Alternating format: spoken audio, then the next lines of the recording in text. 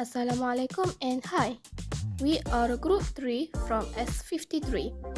Our group consists of Alicia, Darin, Irina, and Fatiha. In this video, we will talk about hand, foot, and mouth disease, which in short we call it as HFMD. So, HFMD first appeared in Malaysia in the late 1997, and mainly affecting kids under 10, but adults can also contract it. So, over the years, Malaysia has experienced periodic spikes in HFMD cases. So, it causes fever, rash, and blisters on hands, feet, and mouth. Outbreaks often happen during rainy seasons, and the virus can spread more easily due to increased moisture and humidity. Malaysia's Ministry of Health works to control it with hygiene campaigns and school closures, but since there's no specific treatment or vaccine, prevention through hand wash is key.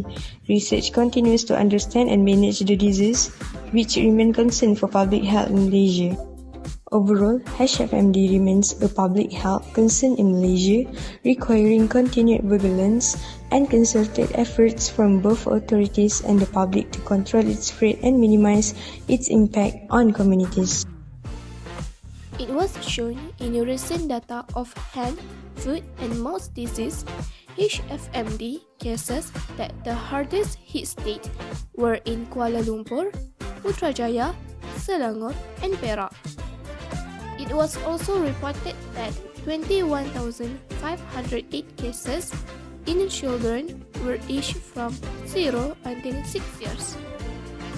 The cases of HFMD was increased about 12.8% from 2021 to 2022.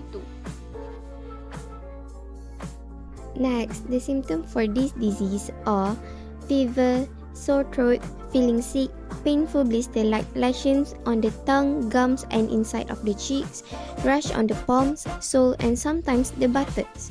The rash is not itchy, but sometimes it has blisters. And lastly, the patient may have loss of appetite.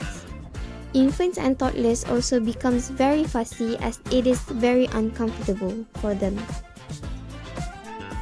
Hands, foot, and mouth disease are actually a viral infection caused by a virus named Coxsackie virus A16.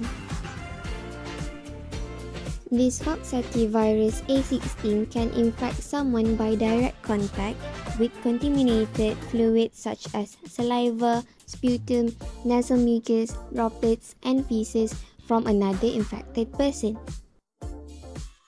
These are some simple yet effective precautions that we need to take in order to prevent this disease. Firstly, we need to wash our hands frequently. Avoid close contact with people who are sick. Next, we also need to avoid touching our eyes, nose, and mouth with unwashed hands.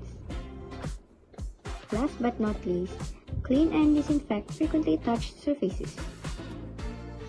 For treatment, we can take over-the-counter medications such as paracetamol and ibuprofen. Next, drink enough water to stay hydrated. We also need to avoid acidic food and drinks such as tomato sauce and orange juice, as this can make the pain worse.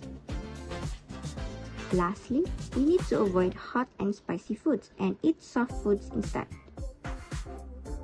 To conclude our project, hands, foot, and mouth disease is a disease that should be taken seriously as it is very dangerous and life-threatening if not treated immediately, especially in infants and toddlers. They are more exposed to this disease and are likely to be infected as they don't know proper hygiene. Many more complications will come as the virus will continue to spread all over their body.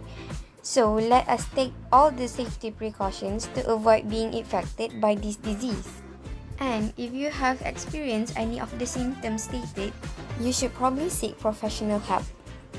This is the end of our presentation. Thank you for listening.